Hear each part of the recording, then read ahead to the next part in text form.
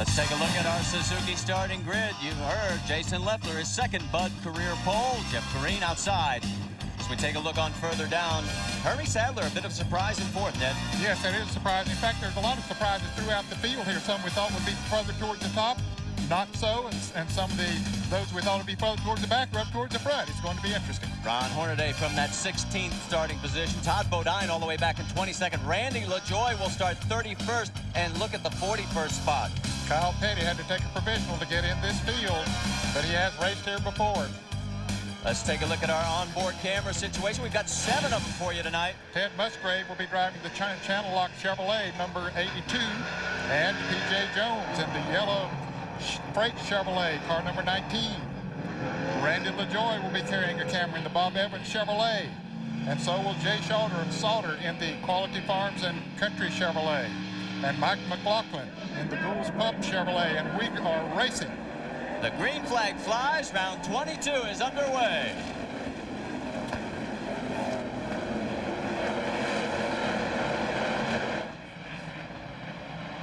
Still side by side down the backstretch. Wow, Kevin Harvick going to try and make it 3 wide. Yeah, he does, down on the inside. That's very flat down there, but he's making it work so far. Only 7 degrees of banking, and they're still going to go 3 wide. He's below the yellow line.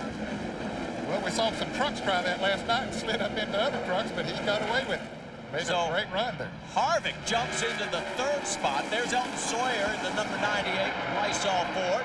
He's in 4th. Meanwhile, up front, Green has taken the lead from Leffler. Let's get an update on Kevin Harvick, Dave. Well, Marty, remember the race that Kevin Harvick won at Gateway. It was the opening lap where he passed 3 of the 4 cars. He started 4th by points, and he got under 3 of the 4 cars on the opening lap. He was that aggressive because he knew his car was that good. Could it happen again tonight? Well, he has 3 top 5s in the 5 short track races here in 2000, so he likes it this way in the bull ring. There's Jason Keller in the 57. That's Hermie Sadler in the car 30 right in front of him. Elton Sawyer in car number 98, trying to make that inside work for him, but right now it isn't working. In fact, he might be losing a little ground. It looks like Hermie may be holding up Jason just a touch, but he doesn't want to go down low. The high line's the fast line around IRP. There he goes. He's got to run. Let's see if he can make it work coming off the corner. He gets up beside of him and drives into turn number 3 a little bit harder, makes the pass. So Jason Keller picks up the spot, and it looks a little contact there between David Green. Meanwhile, all this going on up top as we look high above from the Goodyear blimp. Jason Keller, a 2-time winner here, including last year. There is the gap from 4th up to the top 3 spots, and there is Jeff Green, the race leader. And Jason Leffler has caught back up to him. Green had pulled out to about a 7 or 8 car length lead, but now Leffler has caught up to him. So we've got our race underway here in Indianapolis Raceway Park. Stay with us, a lot more from the Kroger 200. The 19th running of the Kroger 200 is being brought to you tonight by Daytona USA, the official attraction of NASCAR. By Suzuki, maker of innovative motorcycles and ATVs. And by Doc Otis, a new flavored alcohol malt beverage. Real lemon, real refreshment. Unlock the Doc. There's the battle for the race lead. It's the number 10 of Jeff Green and the number 18 of Jason Leffler. We're at the Kroger 200, just getting underway. Jason moved up there, just a little bit of a tap a moment ago. Let him know he's there. If Jeff Green is watching, he knows he's there. Now Jason's going to try the low groove, but it didn't quite work. Working lap 15. Down the back straightaway. Sun not really a problem here as it sets at Indianapolis Raceway Park. The bleachers actually on the front straightaway block out the real glare coming through turn 4. Now, while we were at commercial break, watch Timmy Fedowa. There he is up against the wall, and he is behind the wall now, Ed. Yes, he is behind the wall. Apparently a good bit of damage to the right side of his car. Matt is there. Matt Well, guys, Billy Naswitz told him to pull the car behind the wall. There's something wrong with the brakes. It feel like it might have cut the brake line when he scrubbed the wall. Terrible, terrible disappointment for Tim Fedewa. He sits behind the wheel in complete frustration. His chances for a second victory, at least at this juncture of the season, is gone. Lengthy repairs for the 36 car. Meanwhile, there is Jeff Purvis going around for the 7th position. Passing Kevin Grubb in the car number 37. This was Grubb's best start at Indianapolis Raceway Park ever. He started 11th, but he's not really finished well here. 36 back in 97, 28 back in 99. He wants to improve on that. So far, so good. Purvis started 10th, has moved up those 3 spots. He's got 1 top 10 in the 5 short track races so far this season. His average finish has been 23.6, so the Porter cable car has been struggling on the bull rings. But I think it has been improving on all racetracks in recent weeks. And Ned, you're so right. Part of that change, of course, is new crew chief Doug Reichert. He had a 2nd at Milwaukee, a 6th at Nazareth, and a pole at Pikes Peak, and then last week a 2nd at Gateway. This was all after he took the weekend off at Watkins Glen to let Curtis Markham drive the car. So they've really come around on the Ford team, and Jeff Purvis is really happy. And he's coming off a 2nd at the Gateway as well. Take a look at Todd Bodine now in the number 66, the Phillips 66 Chevrolet. Todd is up to 14th, and take a look at on the move. He's come up 8 spots so far. That's more than everybody else. Hank Parker Jr. moving up 7 spots. LaJoy Dillon and Kyle Petty also moving up 8 spots. I think Todd Bodine was a little disappointed in his qualifying efforts here, but knew that he had a good race car for the race. Of course, they did not get any practice after qualifying. They just practiced for 2 hours, qualified, and NASCAR impounded the cars and turned them loose then to race. So sometimes a car that's maybe not good in qualifying is good for the race. This is a battle for 11th. Ron Hornaday has taken the position, and he moves into that spot. We're on board with Ron in the Napa Chevrolet. So Hornaday has moved up 5 positions here in the early going.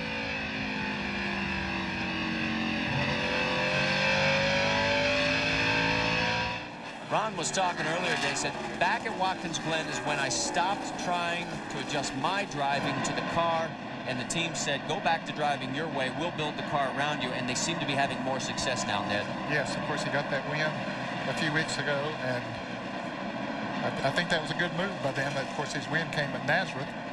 Take a look at our Napa Field summary. You can see the points battle. And they're already lapping traffic here. That's the number 20 of Tom Hubert that the race leader is trying to tuck underneath. Jeff Green right behind him, Jason Leffler. And if you think any car is going to come back without any kind of rub marks, bends, dings, forget it. On board, that's Ted Musgrave we're on board with. Looking back at the 55 car of Rich, you can see the damage already on the left front fender of Rich's car. Michael Rich got in on a provisional, started 43rd. There's the Johnny Rumley, Ohio State University machine. He barely made it in on time. Started 36th. And look at Harvick down on the inside in the 2 car, or down on the flat part of the racetrack. And actually, in certain sections, cambers the opposite direction. It does. And he's making it work. We saw last night in the truck race. Jamie McMurray tried it and ended up taking Randy Tolsma out. So far, Harvick's made it stick. And there's Jason Keller has moved into this battle as well. He's pulled up right behind the kid. There you can see both of them high above from the Goodyear blimp. Right now we have 39 cars on the lead lap. 43 started the race. There's your race leader, Jeff Green.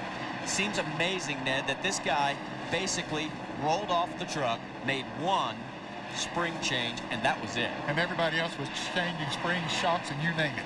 They were throwing everything at it. So we'll find out if this magical season continues for Jeff Green here at the Kroger 200. Stay with us.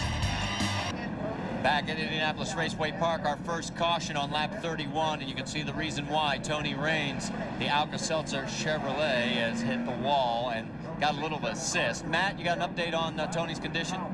Well, Marty, some trouble here for the 33 car. He was involved in an incident. The problem is something's wrong with the left front brake systems. Part of the caliper and rotor are gone. They're going to bring the car possibly behind the wall for more work. Bitter disappointment for this team. The biggest problem could be, though, when they get this car fixed, the left rear of the car was crushed in where the fuel filler neck is, so they're going to have to try to pull that away so that they can at least gas the car. But going to be some tough work on the 33 car tonight. Let's go back and take a look and show you exactly what happened. It was into turn number 3. Keep an eye on the 53 on the left side of your screen. That's Hank Parker Jr. That's the yellow and black car, and Raines on the outside, and right there's contact between the two cars, and it spins Raines up into the wall. Then they get 3 abreast there for a moment, but they all get through. But Tony Raines, a lot of damage to his car. Last year we had 8 cautions. Last night we had 10 caution periods. Hopefully we'll try and keep those to a minimum. Tony got it back to the pits.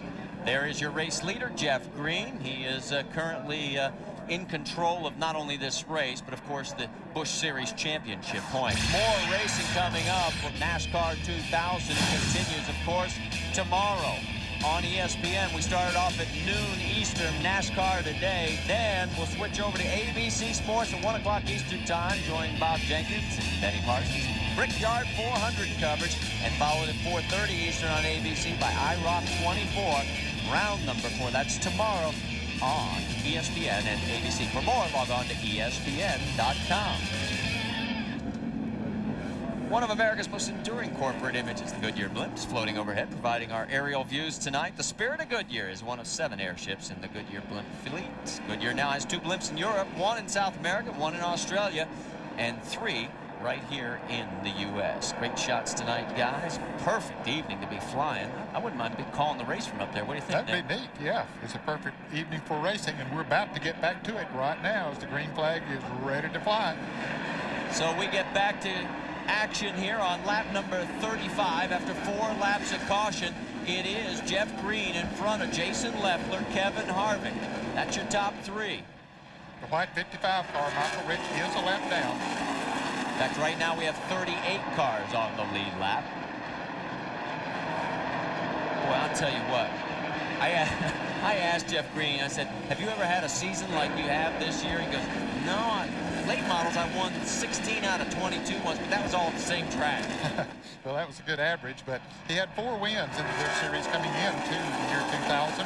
Has already won 5 races this year, so he has more than double his win. And of course, we saw that big point lead that he has. He's having a super season. Well, let's talk a little bit of strategy. Lap 31, when the caution came out, none of the leaders decided to come in. Fuel's not going to be an issue here. They can go 140, 150 laps easily on fuel. But they don't want to give up that track position, do they? They do not want to give up track position. We saw it last night in the truck race, and it'll be just as important here tonight. Track position means everything. So I think we'll see them go at least to halfway or past before they'll come into the pits. Well, I asked Jeff Green as far as what his strategy might be, and he saw a couple of guys go the distance last night on 1 set of left side tires. You want to talk about a quick year so far? Well, take a look. His career short track, he has 6 wins total. 3 of them came here in 2000. His average finish, 16.4, now down to 3.4 this year. And that's just in 5 short track races. Here at IRP, 6 races. His best was 3rd last year, but look at that average finish, 20th. And that's what he's trying to turn around tonight. Dave, you got more? Marty, as you know, a lot of guys start their cars here a little bit free, a little bit loose, because IRP tends to tighten up throughout the race, and that's exactly what Jeff Green and Harold Hawley decided to do. But Jeff radioed in, I'm a little bit too free, so Harold radioed back, hey, just put a little bit of front brake in, dial in some front brake, and that should tighten him up just a bit. He can always take that out later if he's too tight. Right now, he and Jason Leffler are trying to open up a bit of a margin as we go a little further back in the pack. The battle for 9th is starting to heat up. That is Ron Hornaday in the Napa Chevrolet. He's got the spot. Then Kevin Grubb's right behind him. And Wayne Grubb in the 83. So the Grubb brothers could be ganging up on Hornaday here pretty soon. Looking out to the rear of Hornaday's car, he is another one of those carrying a camera tonight. Of course, Hornaday won here in the NASCAR Craftsman Truck Series on Indianapolis Raceway Park. And Matt Yoakum, you've got more on the Napa Chevy? Well, Marty, as Dave touched on, IRP is very temperature sensitive. Ron Hornaday started his car just a tick loose, hoping that the racetrack would come to him. As the night wore on and the temperature dropped, the car is still a touch loose. I spoke with Jason Keller right before the race. He said his car was still a little bit loose. During practice, he could not get down on the bottom groove, which he was so dominant with last year. They're hoping that the racetrack will come to him around lap 80 to 90. Well, they're racing Stepchild again. That's the name of the car. It's the oldest one in the fleet, and Hornaday just loves it. Coming off that 6th place finish at Gateway, and of course he picked up the win at Nazareth, and this his 30th NASCAR Busch Series start. Let's go to the battle for 4th. David Green on the inside of Jason Keller. He's going to take it. Yes, he does. He makes it look easy. Keller comes back up real close to his bumper, but he won't mess with him there because David passed him good clean. So he said, okay, you're faster than I am right now. Go ahead.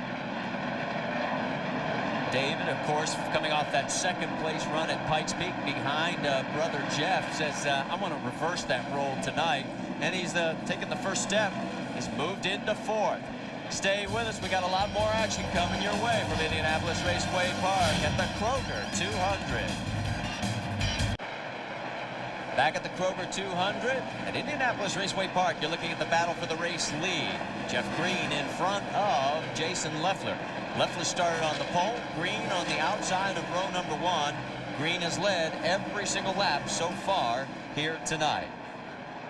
Leffler has a car that can stay with him, but so far has not been able to mount much of a charge towards passing. Maybe he doesn't want to.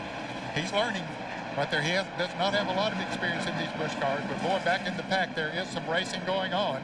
Battle for 24th here, Ricky Hendrick, 24 down on the inside of Lyndon Namick, who finished 2nd here last night in the truck race. And that 3rd vehicle is the 45, the Sprint Chevrolet of Kyle Petty. And of course, Kyle had to get in on the provisional. So far, he's had 3 races since taking over the 45. The best finish back at Nazareth, where he came in 5th, but it wasn't quite as good as Adam had done.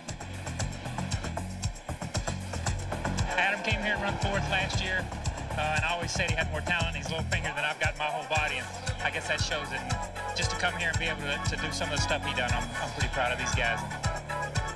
Well, you know, he has not run here at IRP since 1990. He finished 13th that year. His best run was an 88 here when he finished 8th. He's adapting to the track again very well. He's going to be doing some double duty now. He's going to be subbing tomorrow for Jeremy Mayfield in the number 12 over at the Brickyard 400. Jeremy, of course, if you had not heard, had contact with the wall, suffered a concussion, and a precautionary move. They're going to keep him out of that ride. And Kyle, of course, will get in. He has not practiced that car because he was here all day practicing and qualifying for this event. But he did have laps. Ooh, they get close and get loose.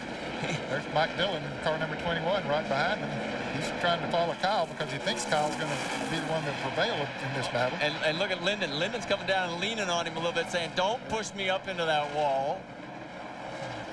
And, oh my, so close. But that's what short track racing's all about, especially here at Indianapolis Raceway Park. The turns are only 7 degrees in banking. Oh, there's a little biff for you.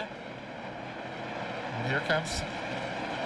And look at Dillon getting these guys going after it. Now, let's go back on board with Ted Musgrave, Dick Trickle, and P.J. Jones. Oh, yeah. Yeah, they got pretty close. Very close. And yeah. Trickle comes right back for some more. And let's go on board with P.J. Jones, the yellow freight.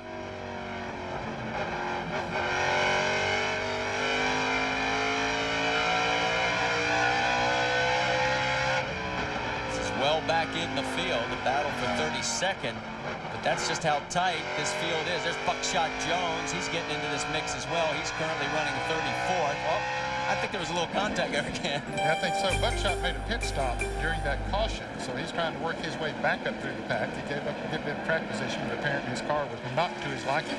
So he said, we'll come in and make an adjustment and see if we can't get back towards the front. Napa Field summary. Take a look at the points championship now as it continues. On board with Ted Musgrave. Now, this car was actually qualified a little bit earlier in the day because Musgrave was over taking care of business by Michael Docken. He was over. Whoa, a little bit of contact up on the wall. Who was that? Looked like Lyndon Amick. Amick has hit and the yellow wall. flag is out. So our second caution of the day, and this time Lyndon Amick is the cause. He gets contact with the turn 2 wall, coming off a great career best, second place in the NASCAR Craftsman Truck Series race here last night, the Power Stroke 200. But it doesn't look like he's going to be able to duplicate the feat tonight, and he's into the pit. As we saw him battling with Kyle Petty there just a few laps ago.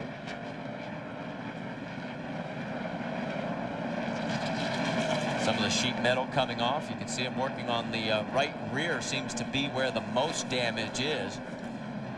Now, Marty, we've run 60 laps. They could go the rest of the way on fuel from here. And there is the 21 also involved in this. That's Mike Dillon, the Rockwell Automation Chevrolet. He's coming off a 32nd at Gateway. Needed a provisional to get into this one tonight. It's been a tough road this year for this team. Yes, it really has. And we speculated on whether the leaders are coming in. They are. All of the cars, looks like on the lead lap, are coming into the pits. Well, and again, it'll be interesting to see what tire strategy. Remember, several teams went on the left sides last night in the truck race, the complete 200 laps. But in this series, they can change 4 tires if they choose to. Let's go down to Matt Yoakum. David Green in his pit box. He was very happy with the way the 34 car is handling. They're not expected to make any chassis adjustments. Now let's go down to Dave Burns. 4 tires for Jeff Green. They're going to take 1.5 pounds out of the left rear. He was a little bit tight, we talked about earlier. The 18 of Jason Leffler, they're going to make a 4-tire stop as well. And I cannot see that they made a track bar adjustment or not on the 18. Jason was a little bit loose when he came in. And it looks like everybody took advantage and managed to go 4 tires all the way around. And that would definitely mean that if you wanted to do a quick stop later in the race, you could do just the right sides and be definitely guaranteed of being able to go. You could do that. So, as they come back out on the racetrack, we'll sort out who has the race lead after the round of pit stops here at the Kroger 200. Along with Ned Jarrett and down in pit lane, Matt Yoakum, Dave Burns, I'm Marty Reed. This is the Kroger 200, the 19th running, and Kroger's been the sponsor every single year that the event's been run here at Indianapolis Raceway Park. We're under our second caution of the day, and there is Jason Leffler. Now, he came in second position, came out in 7th, Ned, and they're usually known for their very good pit stops, but not this time. Not this time. They lost several positions there. Now, Blaze Alexander is being shown as the leader of this race, and he was, so he lost, Jason lost 5 positions of those that came in pit. Now look at the team. They knew that they did not turn out the good number that they wanted to. Dave, what's an update from pit lane? Well, Marty, the reason why is when the Jackman went around, he pumped the car up, but he did not have it twisted all the way through. You have to twist it over to hold it in the up position, and then you twist it to release it, and it goes down again. He had it slightly twisted to the down position, and the car came down prematurely on the right side. That caused the right side to be a little bit slower before they could get around and do the left side tires. All right, so that's the reason for the disappointment in the 18 team, and that's we're getting ready to go racing again next week. And of course, Jason ran in the truck race last night. Unfortunately, got tangled up with Terry Cook. But the next round of the NASCAR Craftsman Truck Series is going to come from Nashville Speedway, USA, Saturday night, August 12th, 8 o'clock Eastern Time. The Federated Auto Parts 250. Join us on ESPN2 for more. Log on to ESPN.com. And big news there was Craftsman has announced a new partnership to sponsor the Green flag, 2005, and we're back to green flag racing. As we mentioned, Blaze Alexander, car number 81, is in the lead. He had pitted on lap 32, taking on right side tires, chose to not pit on this caution, so he is the leader. Wow, did you see Tommy Hubert in the AT&T Chevrolet? I mean, he was all over, in the Pontiac, I should say, he was all over the track. He falls back in line. He is a lap down, the car number 20. There he is. He's got it back under control, but a bit of a twitch coming out of turn 2 last time around. Right now, Jeff Green is all over Blaze Alexander. It's Alexander, then Green. there's Leffler and Hornaday, and that's a battle further back in the pack. That's 7th and 8th on the track. And there we go. Jeff Green says, I want to get back into the lead, Blaze. No offense. And look at Harvick trying to do the Jamie McMurray move. Luckily, nobody there. Boy, he has done that several times. He's exciting to watch. Here he goes again, right down on the bottom of the racetrack, down to where there really isn't racetrack. That's just a sort of a lane that you pull off if he's going to the pits. And it is flat, and in fact, some cases it's cambered the opposite direction of where you would want it to go with the banking of the racetrack, which is 7 degrees. What's the latest on Kevin Harvick? Why is he running down there, Dave? Do you know? Well, Marty, I asked that very question to his crew chief, Todd Barrier, and he said, hey, that's where he used to run his NASCAR Craftsman truck. He's comfortable down there, and we're comfortable with him running the 2-car on the bottom line. He takes another look underneath the 81 of Blaze Alexander. Not able to get it done this time by, though. That has to use your tires up a little bit more, though, because he's sliding more than those that are running in that upper groove. And that has to be heating the tires up a little more, but hey, made the pass there for second. So that bumps Blaze back to 3rd. He's trying to do better than his best of the season, which was 7th at Atlanta. There's a battle for 5th, and that's getting a little hot and heavy. There's Dave Green and also the 83 in there as well, Wayne Grubb. And there's Hornaday in the 3-car down on the inside. He gets on the inside of Leffler. We're on board with Jeff Purvis as the Napa Field summaries in the upper left-hand portion of your screen. And look at Leffler now. He's having to duke it out further back, and it's allowing the race leaders to pull away. Track position so critical here at IRP. So right now, Leffler finds himself in 8th. Here we go. The 3 of Ron Hornaday, the Napa Chevrolet underneath Dave Green. Can he make it stick side by side? Look how deep he drives it into the turn. And made the pass on Green. Now on the inside of Grubb. Trying to get past Wayne Grubb. Grubb, the Mechanicsville, Virginia native. And it looks like he's going to give up the spot. Matt Yoakum, you got some more on these 2 guys? Well, Marty, when you talk about pit strategy, you spoke earlier about track position is so important here. Well, Wayne Grubb's crew chief, Bobby King, decided he wanted to go with 2 tires. He did not want to take the gamble on losing track position, while Ron Hornaday decided to go for 4 tires because they had to make a chassis adjustment because he was still a tick loose off the corner. They also adjusted the 3-car with air pressure. So with 125 laps to go, the battle continues. Leffler now trying to get under Wayne Grubb. And there's David Green right behind him. Green, as you look at Jeff Purvis and the number 57 as well, Jason Keller. They're duking it out. Let's go back up front, check in with our race leader. The lead now over Kevin Harvick is 1.1 seconds as he comes by the stripe. So Jeff Green in control, as well as Joe Ruttman was in last night's NASCAR Craftsman Truck Series race. Stay with us. We'll find out if he can keep it up here at the Kroger 200. Jeff Green, your leader. You're looking at our race leader, Jeff Green. He has led now a total of 73 of the 80 laps that we have completed. Yes, Jeff continues to dominate. Let's move a little bit further back. There's a 2nd place, Kevin Harvick. Elton Sawyer has just been passed for 3rd by Ron Hornaday. The Napa Chevrolet is on the move. Whatever adjustments they've made on that car during the pit stop has put him to moving. He has passed a lot of good race cars, just dives down on the inside of the racetrack and moves around them. Hornaday started 16th, and let's get an update on Elton Sawyer. He's running in 4th, right behind Hornaday. Dave Burns. Well, that pass by Hornaday is not real good news, but Elton Sawyer needed a break.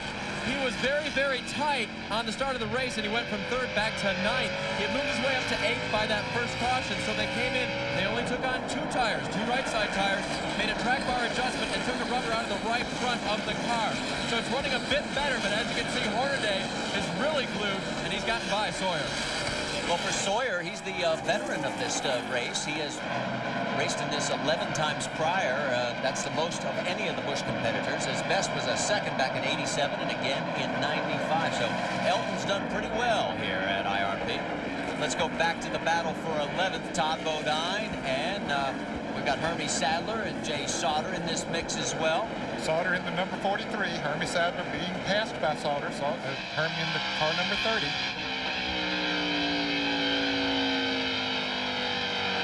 These guys have really been going at it back in the pack. On board with Jay Sauter right now.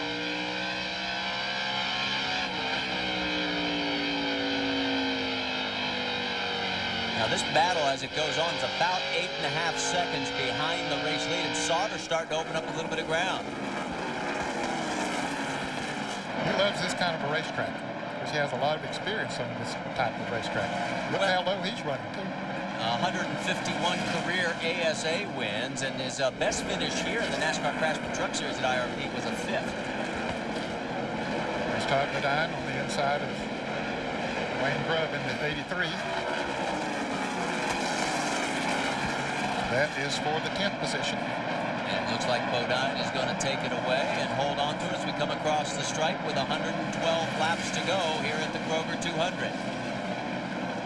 Meanwhile, let's go check in with Jeff Green, our race leader. His margin over second place Kevin Harvick is 1.8 seconds. Now, IRP has a tendency to be a benchmark for future champions. Take a look. Larry Pearson did it in '87.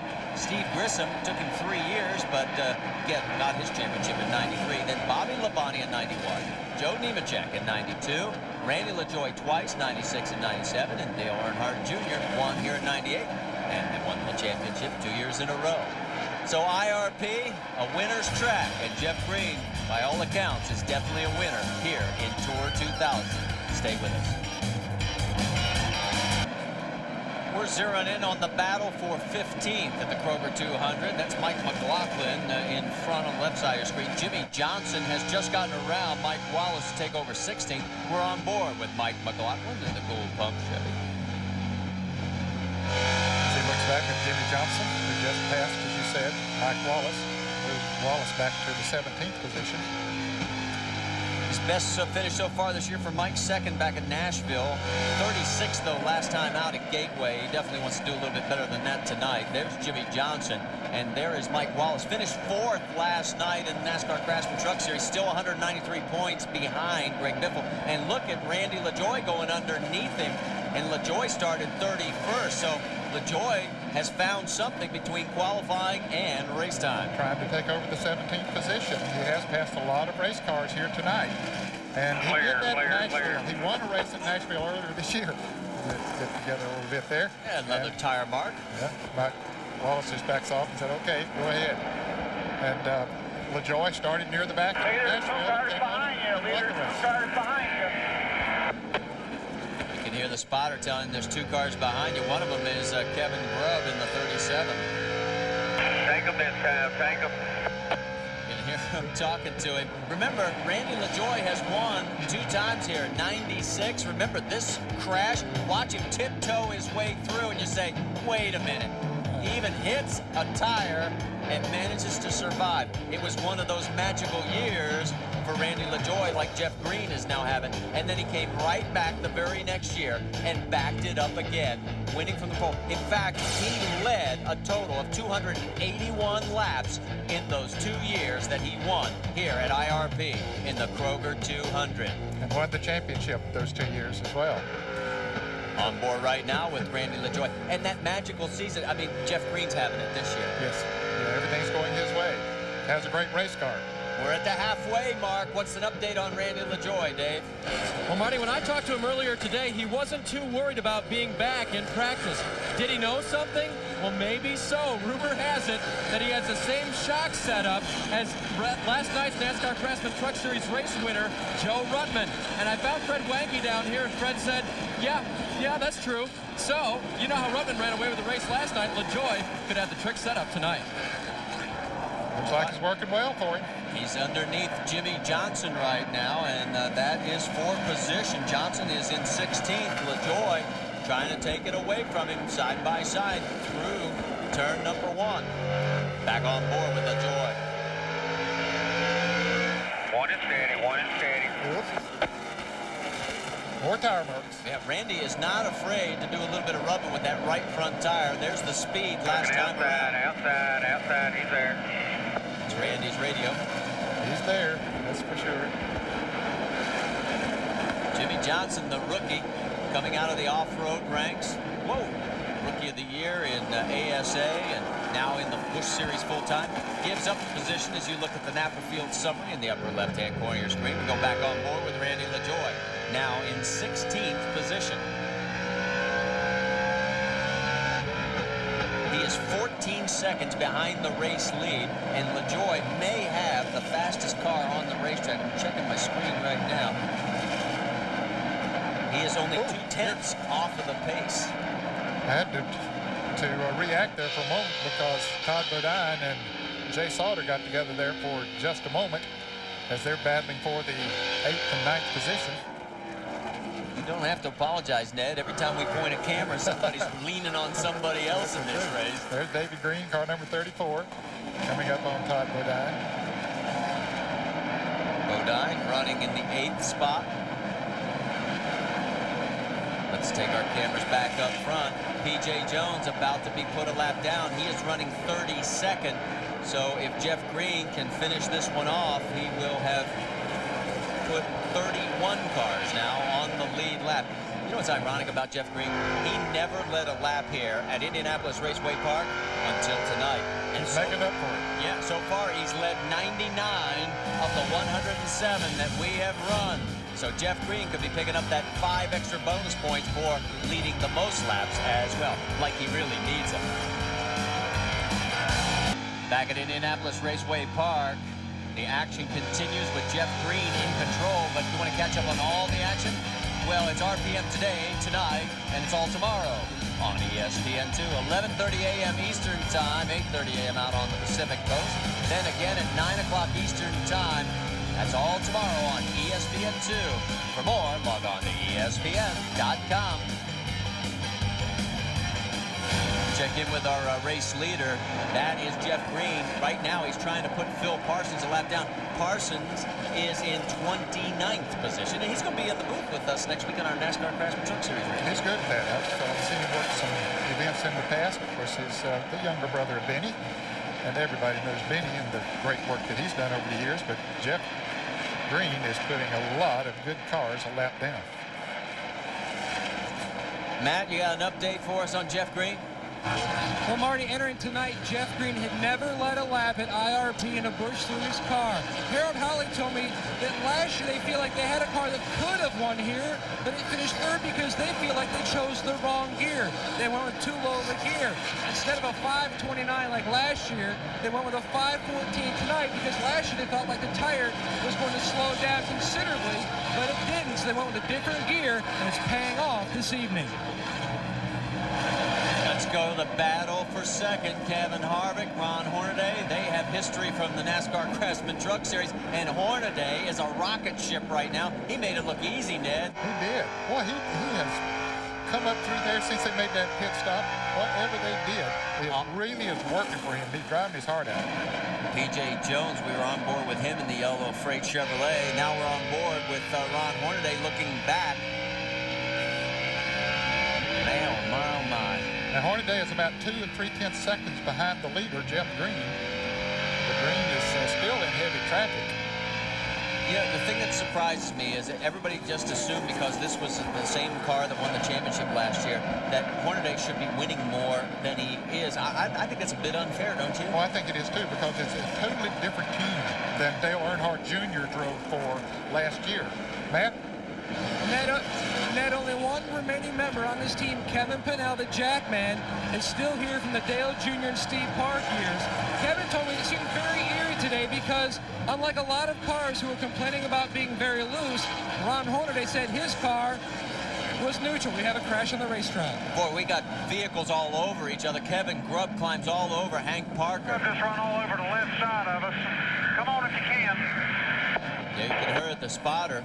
And he's accurate, and he literally did climb up over. We've got cars into the wall as well back in turn number 1. About 4 or 5 vehicles total wrapped up in this. Oh, and there is Mike McLaughlin, and he is not happy. The gloves are off, and McLaughlin's out of this one, and there's another vehicle to the right of Mike, and can't make out a number. Ouch, that'll hurt your hand. Boy, he's had a tough year. Just everything that could go wrong, it seems, has gone wrong for him. Our That's third car number caution 83 there. Yeah, so the 83 also. Wayne Grubb in the Link Belt Chevrolet wrapped up in this mess as well. So we're going to be under our third yellow flag, and the leaders look like they're coming in. Now remember, they took 4 tires last time. Here we are at lap 120. Matt Yoakum, they're coming your way. Ron Hornaday hits his pit box. You can see the wedge wrench is in the rear corner of the car. Almost a full round. It is a 4-tire stop. Ron said the car had gone from being a tick loose to tight, so they were going to adjust that also with air pressure. Dave Burns? Jeff Green is on a 4-tire pit stop. No adjustments so far. It looks pretty good. As far as Elton Sawyer is concerned, they're making a 4-tire stop as well. 1 round down on the right rear. He continues to be tight here at IRP. Drag race coming out of the pits. There's Elton Sawyer coming out as well. It's going to be interesting to see if Hornaday or Jeff Green gets the lead. Well, I think Jeff Green thinks that he beat Hornaday out, and I think he did too, but Hornaday was coming down pit road at a pretty good clip, and of course Green hitting right at the end of pit road, and they were side by side as they went across that line, but I believe Green was maybe in front. Well, Ron needs to be careful too. Remember, pit lane speed 35 miles an hour here tonight at Indianapolis Raceway Park. Stay with us as this mess continues to get cleaned up. We'll show you what happened and when we come back to the action here at Indianapolis. The 19th running of the Kroger 200 at Indianapolis Raceway Park is being brought to you by 1-800-COLLECT, the easy way to save. By McDonald's, we love to see you smile. And by Chevrolet Trucks, the most dependable, longest-lasting trucks on the road. Under our third caution, Marty Reed alongside with Ned Jarrett down in pit lane, Matt Yoakum and Dave Burns. And we'll give you an idea of why we're under this third caution, let you see what happened and sort it out in your own mind as to whose fault. There they are on the right side of the screen, Ned. Mark McLaughlin in the blue and white car down on the inside of Wayne Grubb, and they get together going into the turn, and both of them hit each other and hit the wall pretty hard. And then the 20 car spins around, and here comes the 37 car of Mark Green, gets up on top of Hank Parker's car, finally gets off of it. On board with McLaughlin. Listen.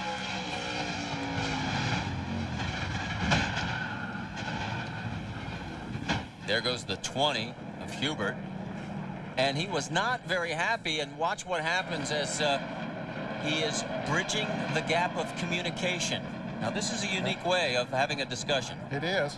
And I think he's explaining what happened when he came into the turn on the inside to Wayne Grubb. Maybe Wayne is listening there, but Matt? Matt? Well, Mike McLaughlin is okay. That's the good news. The bad news, Mike, the car looks very, very damaged. What happened? Yeah, it's tore up. I mean, you're going pretty good here, even though it's a shorter track. It's tore up pretty good. Just feel bad for Gould Pump, Mytel, Lumire, and Gulfstream. We haven't had many good finishes this year. They haven't gotten what they deserved. We'll be back next week. I saw you had some words with the 83's driver, Wayne Grubb. What'd you say? I'll just check and see if he's all right. Well, good news that apparently both drivers are okay, but obviously disappointed. I'm really sure that's what the conversation was, guys. Yeah, so was I. When you see the video, Matt, you'll understand why we're chuckling. Nice of him to do that, to check on his fellow driver there. Very caring, a very caring guy. All right, so you can see they're still trying to clean up the mess here. We've got a lot of beating and banging coming your way with NFL preseason action, and the action's going to be Atlanta versus Dallas, the American Bowl from Tokyo, Japan. That's going to happen tomorrow, 10 o'clock Eastern on ESPN. For more, log on to ESPN.com. Still under our third caution of the night. Stay with us. Back after this. Back at the Kroger 200, lights out on the pace car, green next time by. Jeff Purvis is our race leader. He got out in front of Ron Hornaday and Jeff Green. Matt, give us an update on how he did it. Marty, basically, they were going for track position. Doug Richard decided they wanted to go 2 tires instead of 4 for track position. They also made a chassis adjustment because the car was just a little bit tight. But basically, some guys went 4, some 2. Also, the 34 car decided to go 4 tires of scuffs because they started the race on scuffs. First stop, they went stickers. They went back to scuffs because David Green liked the feel of the car on scuffs. Well, Purvis, coming off of 2 career wins and a second last week at Gateway, is going to lead this pack back to the green flag coming out of turn number 4. We have 24 cars on the lead lap, and we're working on lap 128. Here we go. And this makes for a tough situation, Marty, because on the other restarts, basically everyone was in the lead lap. Now you got about half of the field that are a lap down, and they're up there trying to get laps back or trying to outrun those behind them that are a lap down. Mark Green in the Exxon Superflow car, one of those lap vehicles, he's fallen back third in line. Also Phil Parsons. And you're right, those are now obstacles that everybody else has to move around. On board with Jeff Purvis. And we question whether, it looked like the 59 of Phil Parsons rubbed the outside wall coming out of turn number 2, and he is slowing. He is slowing up on the high side of the racetrack. There's Jay Sauter going underneath him as well, Todd Bodine. So Phil, who is a lap down already, is hung out, and you can see the marks on the right side. Quite a bit of damage on the right side of his Chevrolet. So the action continues. Phil working his way, trying to, it looks like maybe it's not going to try and get down to pit lane now. I thought he was trying to find a spot to squeeze in. And he probably just for a lap was feeding the car out. I cut a tire down, or what went wrong, and so he's staying up there running. High above from the Goodyear blimp, we work our way back towards the front of the field. There's Harvick again running below the line. There is the number 10 of Jeff Green. He is currently running in 3rd position. Started to mention there a moment ago that we were not sure if he beat Ron Hornaday out of the pits or not, but NASCAR determined that Ron Hornaday beat Green out of the pits. So as a result, Hornaday's in 2nd now and Green in 3rd. There's Jason Leffler in 4th. He's fought his way back up. Then Elton Sawyer in 5th with 69 laps to go. Let's get an update on both these guys from Dave Burns. Marty, Jason Leffler's crew very disappointed with themselves the first time with that jack problem we documented. This time they ripped off a 17.4 second perfect stop for Jason. No adjustments on the car. As for Elton Sawyer, they made all kinds of adjustments. Air pressure adjustments in 3 tires, plus a wedge adjustment. He is still battling a tight condition. Well, everybody is battling to try and catch up to the race leader, who is now Jeff Purvis. He's got a 1.1 second lead over Ron Hornaday. There is Leffler in 4th. He is 2.5 seconds behind the race lead. If you're into numerology, Jason Leffler sat on the pole tonight. The 18 of Joe Ruttman sat on the pole last night and won. So who knows? We'll figure it out. There's Kevin Harvick. Boy, he still likes that bottom line. And one of the few cars that's been able to run it there even as the laps progress and the tires wear. Yes, apparently he set his race car up so that it would do that. Not a lot of people running down there, so he doesn't have too much traffic. He has traffic on the outside of him, but nobody down in front of him. On board with Jay Sauter in the Quality Farm and Country Chevrolet. That's Mark Green that he's going around. Mark is in 25th. He is the first car on the lap that is 1 lap down. The Napa Field summary continues in your upper left-hand corner. Get you updated on everything, how the Chevrolets are running. Well, see, Mark Green, I think I mentioned that he's the one that got up on Hank Parker, but that was Kevin Grubb in car number 37. So I apologize for that. Well, the other thing that's interesting is the 53 of Hank Parker Jr., despite all that damage, stayed on the lead lap. He's running 22nd right now, 12 seconds behind the race lead. Yeah, he's picked up a couple of positions since they restarted. It was amazing. He's made numerous pit stops during the caution, but managed to stay on the lead lap and running pretty decent. There is the 98 of Elton Sawyer in 5th. Then you've got the 57 right behind him as Jason Keller trying to take the position. Let's go back on board with the Porter Cable Machine, the number 4 of Jeff Purvis. He has 2 top 10 finishes here, a 6th last year. We are back under caution here at Indianapolis Raceway Park, the 19th running of the Kroger 200. That's Ricky Hendricks, GMAC Financial Services Chevrolet. It is one of the victims of this latest incident while we were in commercial break. Here on lap number 143, we had about a 5-car pileup down in turn number 1. Oh man, does Ricky have some damage? It looks like something has been up on his hood. Here's Dick Trickle. He was involved in it. See the damage to the rear of his car, also the hood of his car. Ricky Hendrick had a 12th place finish last night in the NASCAR Craftsman Truck Series race. Not going to happen tonight. And there is Tony Raines. He is back out. Now, he was listed 88 laps down in 43rd, and looks like he's got more damage. And there's Casey Atwood. He has some damage as well.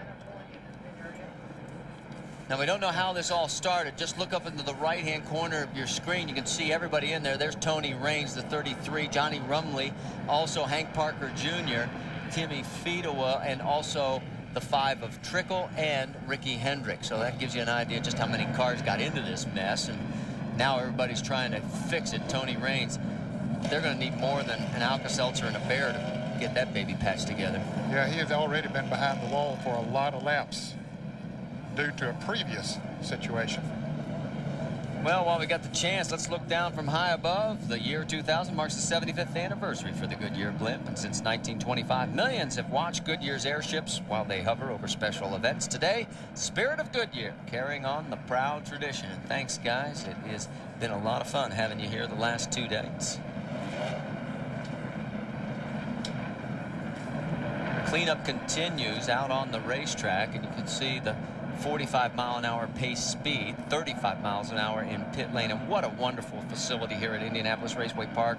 They have put so much money back into the grandstands. Right there on the lower left portion of your screen, there are suites. Very great layout now. And let's go down to Dave Burns, who's caught up with the man who's in charge of Jeff Purvis. And that is Doug Reichert. And Doug, you obviously did the 2-tire stop. Track position, very important. Does Jeff need anything else to win this thing and stay out in front of these guys? Well, track position is very important here today. So, you know, our choice last week was to do 2 tires, and we did it this week. So, you know, we got our border cable Pontiac out front, and hope that we can just stay there. It seemed like the times was pretty good compared to the 3 and the 10. So the biggest thing we're doing this for is, you know, we've got about 70 people back at the auditorium. I hope you're all pulling for us. If you've ever been to Gibbs Racing, there is an auditorium there, and there's a lot of seats. Well, we are working lap number 146 of 200, and there is the race leader. His name is Jeff Purvis. Indianapolis Raceway Park holds 40,000 people, and it is almost sold out tonight. We had 29,000 last night for the NASCAR Craftsman Truck Series race. And a little bit earlier in the week, we had absolutely no one except maybe 3 guys who found out we were going go-karting. Last week, I challenged some of the NASCAR Busch and truck drivers at Stephen Johansson's karting center. Names like Tony Raines, Todd Bodine, and Jason Leffler were up to my challenge. So after they got schooled in how to drive these complicated machines, it was on to the track. No egos in the way here, although I got to tell you, my car must have had some problems. I was not as competitive as I should have been, although I did give Tony Raines a run for his money. But as usual, the competitive edge got the better of some. There's Terry Cook getting into Jason Leffler.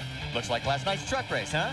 Well, we did have a blast, a ton of fun, and while Leffler won the first round, taking the flag there, it was Randy Tolsma who took home the checkered flag overall.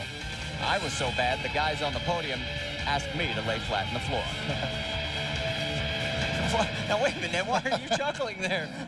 You know how bad I really was. There's Jason Leffler. I'll tell you what, he's so lightweight, and he's had so many practice laps. He was flying, and then Randy Tolsma took his kart and did the same kind of number. And Todd Bodine had a blast as well. We had a ball. It was great to have some fun. There is the Phillips 66 car with Todd. Let's get an update on Todd's condition. Matt? Well, Marty, pretty much the entire race, Todd Bodine has been complaining about the 66 car being very tight. Every stop, they've made chassis adjustments. Still, the car is tight. The last stop, 4 tires and 1 round of wedge. The biggest battle, though, for Todd Bodine could be trying to earn second in points. The chances, of course, of winning the championship are very slim with Jeff Green's big 547-point lead. But they are trying for that second place in points. The battle right now between he and the 57 car. You look over the past 3 years, they are very, very close in stats. This could be a very good battle to the finish. Dave? for Jason Keller, the defending race winner. Last year, his car was tightening up throughout the race and was very tight at the end. In fact, everybody was catching him, and he was glad for the yellow flag laps to go to the finish. I just checked with his crew chief, Steve Addington, and Steve said, well, we got the same thing going on tonight. It's just tightening up all night long. I asked him if there was anything else they could do to it, and he said probably just Jason adjusting the brake bias inside the cockpit. But hey, once he gets to the end of that, he's all done. Well, Jason Keller likes this track here at Indianapolis Raceway Park, and take a look at consistency. Really does count. In the 2000 season, he's got the 1 win, 11 top 10s, 8 of those in the top 5. His average finished 12th, and he's second in the points coming in, and he has 2 wins here at Indianapolis Raceway Park. His first one back in '95 in the Busch Series, and again last year. And that was his first win in the Busch Series. That's right. When he won here at IRP. We're about to go racing again. They got the flag, the notification the last time by that they'll get the green flag when they come back. Dennis Dillard in the pace car, getting pulled off down into turn 3. Chuck Crouch with flag in hand as we're getting ready to go back to green flag racing here at the Kroger 200. Matt Abernathy waves the flag, and we're back underway here on lap number 152. And look at Hornaday. He's going to try a quick move to get around Jeff Purvis. Took a big risk there. He's now right up side by side with Purvis. Gives him the slide job. Oh, and they do touch. And Hornaday, who has won here in the NASCAR Craftsman Truck Series, has the race lead.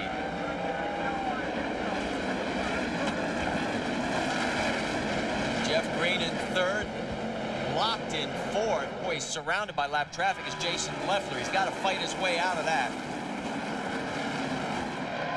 Now he gets free of all but one of the lap cars. That is Mark Green in the 63 Exxon Superflow Chevrolet. And those leaders aren't getting away in a hurry, Marty. yeah, I mean, you can just see how quickly he's going. And now Jeff Green seems to be reeling in Jeff Purvis. As they dive down towards 3, we go on board the Porter Cable machine. Well, you can see how the banking changes here. It's only 7 degrees in the corners, 3 degrees on the straightaway, but it flattens out at the bottom of the track.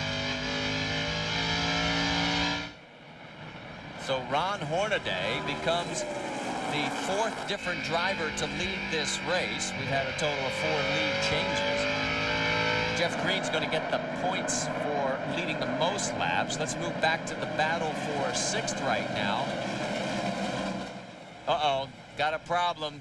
The number 17, Jason Schuler. No caution yet on the race course, but Schuler, the Cambridge, Wisconsin. And we got another crash down in turn 2 while all this was going on. The 19 gets turned around, P.J. Jones, then gets tagged.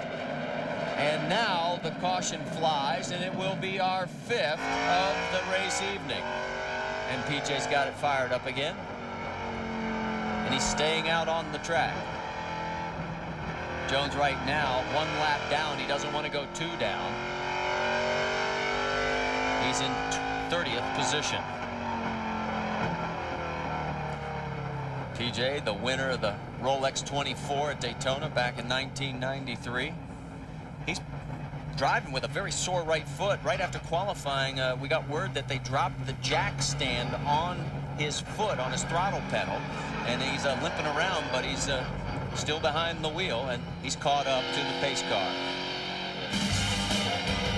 We're at the NASCAR Busch Series Kroger 200. Jeff Purvis is in second behind Ron Hornaday. Back at the Kroger 200, gotta tell you, SportsCenter is not next. It'll be baseball tonight, but we give you an A for effort, gang. Glad to have you out here. Close to 40,000. We're under our 5th caution here at the Kroger 200. Let's show you why and take you back. First, it was the 17 of Jason Schuler. Yeah, can't tell if he got with someone up there that caused him to spin down to the inside. His car hit the inside retaining wall with the right side, and while he was sitting there trying to get going again, the caution had not come out, and then all of a sudden over in turn 2, P.J. Jones spins around. Maybe with a little help from he and Mike Dillon could have gotten together there. Well, we may get a better look on board. You see Kyle Petty, who's running 17th. Here we go, on board. Well, I don't know. Looks like PJ might have just got a little too deep. A little too fast on the inside, and it got away from him. So we're back on board with PJ Jones as he is in 29th position now. One lap down, he's managed to stay on that one lap position behind the race leader, who is Ron Hornaday right now. Of course, his dad Parnell is here with him here this weekend. I had a chance to talk to him today. And they tell us Paige is doing very well. Paige, I know you're watching. Thanks for joining us. Stay there.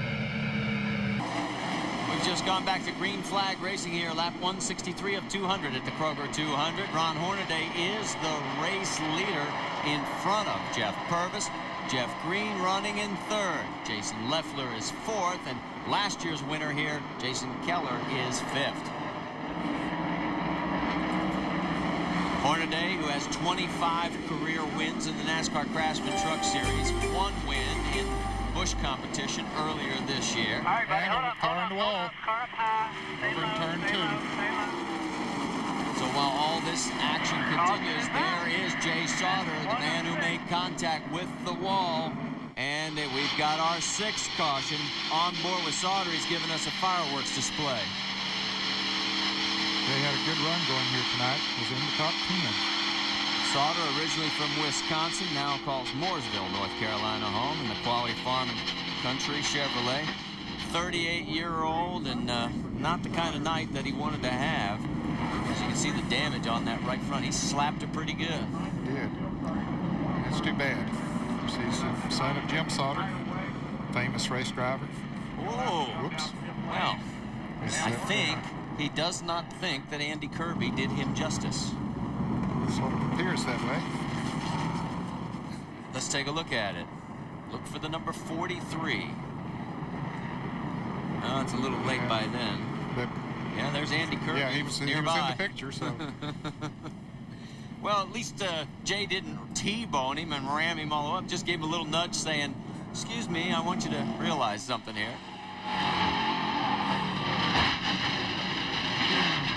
Yeah, looks like they did have contact. Yep, it did, because Kirby was almost out of control when he got on by. Well, this is Kirby's 8th Busch Series start. And Matt, you're down with the 43? And Marty, he's pulling off pit road. He's going to try to pull the car back behind the wall. You can see by the picture that the right front has considerable damage, a lot of sparks. There's a lot of damage underneath on that right front, so they're going to pull it behind the wall to try to get it back out, at least try to get some points and salvage tonight. Well, Jay's best run so far this year in the Busch Series, 4th back at Daytona, 18th last time out at Gateway. And there is the 39 with a flat left rear tire. So Andy Kirby is going to have to come in and get some service as well. He's from Nashville, Tennessee, the 38-year-old. His career best finish was 19th at Talladega. And right now he's 30th. 3 laps down. So he brings the car into the pit lane. He'll try and get those repairs done. Meanwhile, Jeff Green currently running in 3rd position. We've already talked about the fact he picked up 5 bonus points for leading a lap, and he got the 5 extra points. He's already led 113 laps, which is more than half the distance. So he's got a 10-point bonus right there. Race fans know that the Busch Grand National teams crisscross the country week after week and spend a lot of time away from home. That's hard enough. But it's really hard when you lose your best friend, and that's what happened to Harold Holley this week. He's from Pell City, Alabama, and his best friend, Hardy Joe Wilson, was killed in a traffic accident earlier this week. That actually happened on Tuesday, and Harold has been very down since. He went Wednesday and Thursday at home to be with the family, and he's dedicating this race to his friend, Hardy Joe Wilson. They grew up together. Hardy watched every race that Harold was covering and crew chiefing for Jeff Green. So tonight, in honor of Hardy and with a heavy heart, they race here at IRP. We send our condolences on to the family as well. And this is a tough business sometimes, Ned. It is. It's a very tough business, but it never stops. It just keeps moving on. It's like a traveling show from one town to the next, and everybody packs up and heads on. We're getting ready to go back to green flag racing. Pace car has pulled off. Dennis Dillard, look at the crowd here. An excellent crowd. The place holds 40,000, and you can't find very many empty seats here tonight. Leading them down will be Ron Hornaday. Now, he's always been known for his restarts. Last time he got a great one. Will he do it again? We're back to green. Green. Purvis trying to hang on to him, but look at the jump he gets, Ned. He is the master at it. I think he learned that from Dale Earnhardt. Jason Jarrett apparently was penalized for leaving pit road too fast. On board with Ron Hornaday.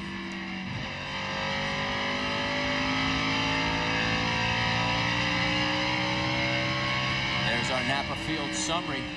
With 170 laps now complete, only 30 remain. Can Ron Hornaday make it a second win here in the NASCAR 2000 series? Jeff Purvis says, I don't want to give it to him. And here he comes. He's closing. Now remember, Purvis did not change left side tires on the last pit stop, but he was pulling away before that series of cautions, and Hornaday got by him on a restart. And so his car remained good, even though his left side tires are older. For Purvis, the last time he saw victory lane in the series was 96 at Michigan. That's 94 starts ago. So he wants to end that drought before it hits triple digits. On board again with Jeff Purvis.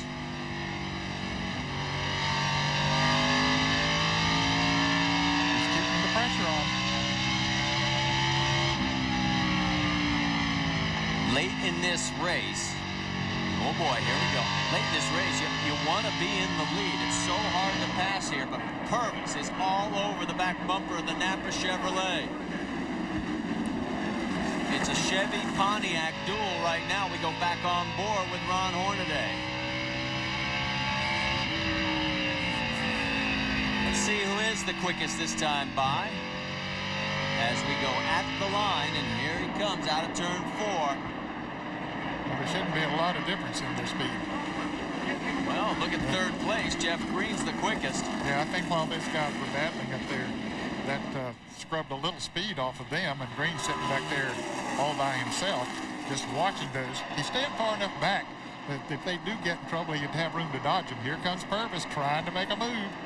Jeff looking underneath, can't get it done, falls back into line. This time at the line, again, Jeff Green is the quickest, almost 109 miles an hour. Remember, Leffler qualified at 111. So these guys are putting down some pretty big numbers late in the race with 25 laps remaining. Here comes Purvis again. I think Purvis has the faster race car if he could just make the pass. Well, Hornaday is a master at covering up the racetrack. A couple years ago, he and Jack Sprague got into it in the truck race late. Sprague got into Hornaday, sent him to the wall, went on to win the race. We almost had a full-out Donnybrook in the pits between the two teams. Now Jeff Green has moved up closer to Purvis. Purvis lost a little bit of the distance between he and Hornaday. If Green holds on to just this third position, it would be his 19th top 10 finish and 17th in the top 5. Wow, that is consistency and domination, really. This is round number 22 of the series, so it just gives you an idea how magical a year it's been for that man in the Nestle's Nesquik number 10 Chevrolet Jeff Green. Now these three pretty much in lockstep. They have opened up a bit of a gap to fourth spot. You can see it just tweaking into the picture there. Jason Leffler running in fourth, and he has Jason Keller right on his back bumper. So the two Jasons putting up a good battle. I don't know how many Jasons we have in this field tonight. Jason Leffler, Keller, Jarrett. I took Jason in the pool. I figured I had my best odds. Well, by numbers you would have had. Leffler from Long Beach, California, qualified on the pole at 21.9 seconds. Right now, running in the fourth position. Let's go back and pick up in the battle for 12th, the 21, Mike Dillon, and the number 1, Randy LaJoie. Now remember, LaJoie had a horrible qualifying. Started 31st. He's moved up to 13th. And the other guy, Dillon, this would be a big boost for them. I mean, they've been struggling all year long, coming off a 32nd last time out at Gateway. The best he's run this year has been 9th, and that was the season opener at Daytona. So Dillon's got a good one going. He moves on the inside of the car number 46. try to get by him. Of course, the 46 car is not on the lead lap. He's 1 lap down. That's Ashton Lewis Jr. He's having a good run tonight. Got a lap down early. Got 18 laps to go here at the Kroger 200. Kyle Petty trying to fight his way. Remember, he had to take a provisional to get into the field tonight. He is currently running in the 16th position, holding off Buckshot Jones at 17. Buckshot looks like he wants to try the high side, but Kyle's trying the low side. But look at Purvis. He's working on Hornaday again. Man, the optical illusion there made it look like he was rubbing bumpers, but he was clear. Now, looking inside, the fans come to their feet at the stripe. Hornaday holds him off one more time. Now we have 16 laps to go. It is so hard to get the traction down on the inside the way that you need when you're trying to pass a fast car. Now, if you're passing a car that's you're already outrunning by half a second a lap, it's a little easier to do. Fuel is not going to be a problem in this one. How much tire wear you get is going to be the key. Now, at lap number 120 was the last time that our race leaders pitted. The 4 took only right side tires, and then the number 3 of Hornaday took on all 4. So if there's a disadvantage, Purvis has given up a little bit of grip on the lefts, but you know, last night trucks were making it on 200 laps on the left. They were. In fact, Lyndon Amy finished second. They did not change left side tires last night. I think a lot of people paid attention to that. And I think one thing that's happening that's allowing them to do that, Marty, over the past is the fact that they're running such soft spring setups on these cars. I can't believe how soft the springs they tell me that they're running, like 500 and 600 pound springs on the front, and about a 500 pound spring on the right rear. And they're a very nervous crew as they watch their man lead the race out there. They turned their back to the track. They were so nervous. He didn't want to look. Take a look at the comparison here as Hornaday and Purvis. You can see the differential. There he goes, streaking through 3rd place, Jeff Green. Now we're moving a little bit further back. Todd Bodine picks up the 7th spot, getting around David Green. So David moves back. There's Kevin Harvick in the car number 2. He is in 9th position. Yeah, Harvick was running up in the top lead group for quite a while, but has now dropped back to the 9th position. And as these guys come streaking by the stripe, this time we'll tell you how far they are behind the leaders. About 5.5 seconds. So as the laps wind down, next time by, there'll be 10 laps remaining. It looks like right now it's a 3-car battle. And really, Purvis is trying to make it a 2-car show with Purvis going side by side with Hornaday. Can he get him down into 1? He's staying on that inside. No, giving up. Just had to back off a little bit more than 100. But here he comes, back on the inside, coming off the corner. And caution is out. The caution flies again. That is going to be our 7th caution. We've got a car up into the wall in turn number 3, and that is Buckshot Jones. And there is damage on the right side of the Cheez-It Pontiac. Buckshot was on the lead lap up there battling with Kyle Petty and a group in their 15th, 16th, and 17th. And let me correct myself. It used to be a Pontiac. Now it's the Cheez-It Chevrolet. Stay with us. We're under our 7th caution. Last year, the race ended under caution. Hopefully not this year. We've got 8 laps to go. The 19th running of the Kroger 200 from Indianapolis Raceway Park is being brought to you tonight by Doc Otis, a new flavored alcohol malt beverage. Real lemon, real refreshment. Unlock the Doc. And by DiGiorno Rising Crust Pizza. It's not delivery, it's DiGiorno. And by Team Monte Carlo. The cars more champions depend on. Chevy will be there. Along with Ned Jarrett, I'm Marty Reed. Down in pit lane, Matt Yoakum and Dave Burns. You're looking at Ron Hornaday Jr. from Palmdale, California originally. He is the race leader, and he has made that Napa Chevrolet as wide as he can. Yeah, and I don't think Jeff Purvis wanted to see this caution because he was he was up beside of Hornaday, and he knows how good Hornaday is on these restarts, and so he knows it's going to be tougher to pass him. Buckshot being towed back to the pit area. This is all we have on the crash. Not a whole heck of a lot, but I don't see anybody else, but he was in a gaggle of cars there for a while. Yes, he was. He was in there racing with Kyle Petty and and Blaze Alexander and Hermie Sadler were all in there battling together, but I don't know what happened. Well, this time by, we will have 6 laps remaining here, and the lights on the pace car go out. So next time by, let's go down to the pits. Matt Yoakum, you're up first. Marty, the biggest thing for Ron Hornaday always, he's known for his restarts. In the Truck Series, they made special transmissions so he could get a very good jump in first gear, but they're not doing that as much in the Busch Series. Their concern, though, is the 4 car has only 2 tires. They're worried that the 4 car is going to cool their tires. They may get a run them because they are not very good in the center of the corner as the run goes on, but we're going to have a shootout, Dave. Matt, you're exactly right. Even though Ned mentioned the fact that Ron Hornaday has great restarts, Jeff Purvis was cooling his tires prior to making that last charge, and that is what was confirmed by crew chief Doug Reichert. He gave me a big thumbs up. They were cooling their tires. So this actually works very well for Purvis. He needed to cool his tires down, but Ned, like you said, now he's got to battle the restart master. He doesn't have long to do it. A single file restart. Yep, the 10-lap rule in effect. So there's the Napa crew all up on the wall. So the 17 cars that are on the lead lap get to come to the line first. The pace car, driven by Dennis Dillard, is off, and we are back underway. And look at the Napa Chevrolet. Hornaday does it again.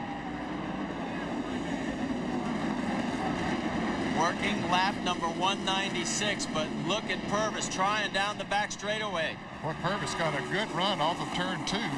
Now, let's see, drives in a little bit deeper than Hornaday. Here's where he's been getting when coming off the turn 4. He gets right up on his back bumper this time. 4 laps to go, this time by Hornaday. Purvis.